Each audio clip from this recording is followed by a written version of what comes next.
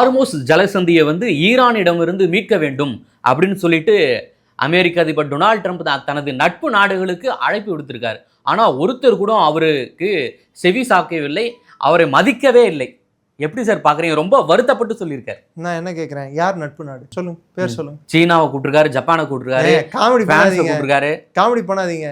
யுவான்ல வந்து இஸ்ரேல்ல ஈரான் வந்து எண்ணெய் வித்துட்டு இருந்த ஒரே காரணத்துக்காக தான் இந்த போரையே தொடக்குனாரு. இது ப்ராக்சி வார் தான் இது. ஈரான் வந்து சைனாக்கு யுவான்ல எண்ணெயை வித்துட்டு இருந்தாங்க, சைனா கரன்சியில தான் எண்ணெய் வித்துட்டு இருந்தாங்க. டாலரோட தன்மை இழந்துருன்னு சொல்லிட்டு தான் இந்த போரையே தொடக்கிறதுக்கு ஒரு காரணம். பல காரணங்கள முக்கியமான காரணம் இது. சோ சைனா எப்படி வரும்? ஆல்ரெடி சைனாக்கு தான் ஈரான் பர்மிஷன் கொடுத்துட்டாங்க.